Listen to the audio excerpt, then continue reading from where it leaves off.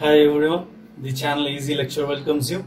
In this series, we are discussing the formulae that I prepared for a competitive examination. I am sharing those formulae which I had written already with you. We have completed up to 350th formula, and in this part we are going to discuss from formula number 351 to 400. Before entering into the video, subscribe to my channel Easy Lecture. Now let us go into the video. Formula number 351. So this is the diagram of a phasor diagram of narrowband frequency modulated signal. Here at carrier frequency the amplitude is AC by 2. At lower sideband at a frequency of Fc minus Fm, the amplitude is in negative direction and it is AC into beta by 4. Whereas at Fc plus Fm, that is in upper sideband, we have got the same amplitude but in a positive direction, AC into beta divided by 4. The bandwidth of narrow band of frequency modulation is 2 times Fm, 2 times the maximum frequency of the message signal. And total power PT equal to carrier power plus power of sideband. That is equal to AC square divided by 2R plus P USB plus P LSB. That is equal to AC square divided by 2R plus AC square into beta square divided by 8R plus AC square into beta square divided by 8R. And taking AC square by 2R common outside, we have got AC square by 2R into 1 plus beta square divided by 2. So formula number 354. So total power PT equal to PC into 1 plus beta square divided by 2. So for wideband frequency modulated signal, beta is greater than 1. So formula number 355, practical bandwidth is beta plus 1 into 2Fm. And bandwidth is equal to 2 into del Fm plus Fm, where beta equal to del Fm divided by Fm. Phase modulation. Carrier before modulation is equal to AC into cos of 2 pi Fct. Carrier after modulation is equal to AC into cos of 2 pi Fct plus pi of t. Pi of t equal to Kp into m of t. Phase modulated signal is equal to AC into cos of 2 pi Fct plus Kp into am into cos of 2 pi Fmt. That is equal to AC into cos of 2 pi Fct plus beta into cos of 2 pi Fmt, where modulation index beta is equal to Kp into am. Maximum phase deviation del pi is equal to Kp into am. Beta equal to del into pi. Power P of t, total power is equal to AC square divided by 2R. Bandwidth is equal to 2 into beta plus 1 into Fm, the same formula. Bandwidth is equal to 2 into del pi plus 1 into Fm. Sampling theorem.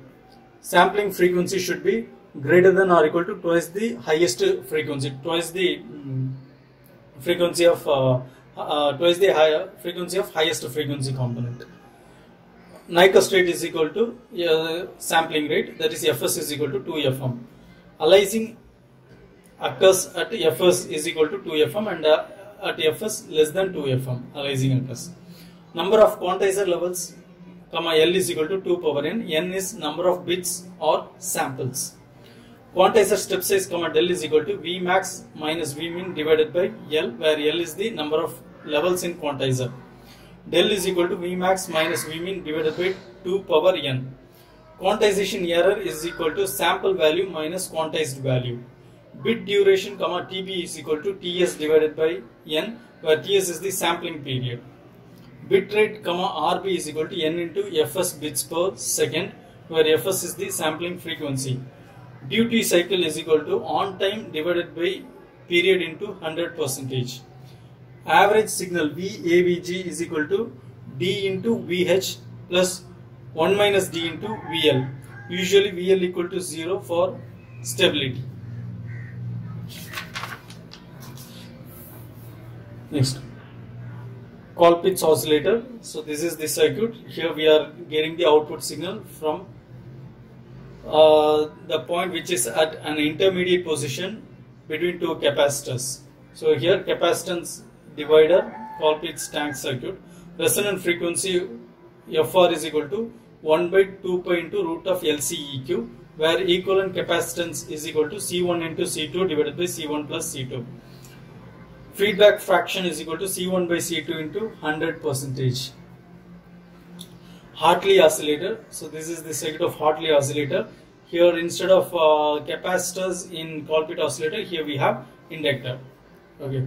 So resonant frequency Fr is equal to 1 by 2 pi into root of L equivalent into C, where L equivalent equal to L1 plus L2 plus 2M.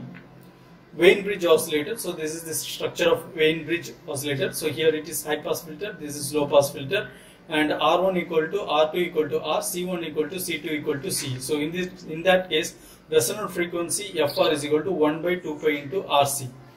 So crystal oscillator. So this is the structure of crystal oscillator. There is crystal present there, and oscillators are signal generators, and when the crystal vibrates, the signals are generated. So here series resonant frequency Fr, Fs is equal to 1 by 2 pi into root of Ls into Cs. Parallel resonant frequency Fp is equal to 1 by 2 pi into root of Ls into Cp into Cs divided by Cp plus Cs.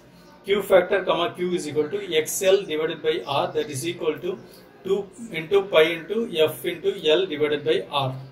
So electronic measurement, and here we are going to discuss about certain errors. Absolute error del A equal to AM minus A, where A is the true value, AM is the measured value. Number 387, relative error epsilon R is equal to absolute error divided by true value, that is equal to del A divided by A.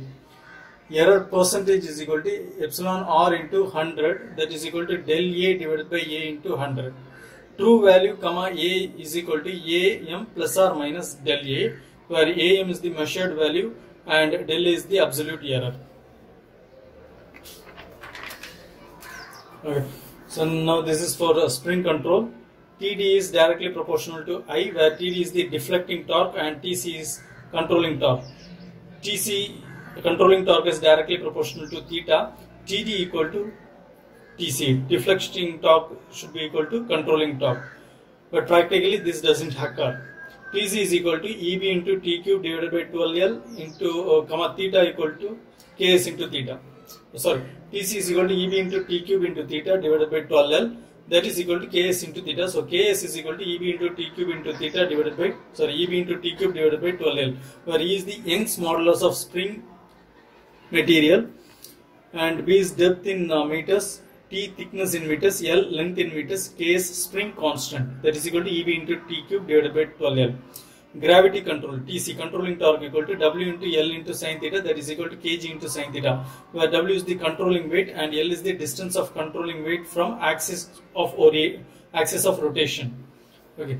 Now this is another equipment, which is permanent magnet moving coil, PMMC ammeter shunt. So this is the structure of ammeter shunt.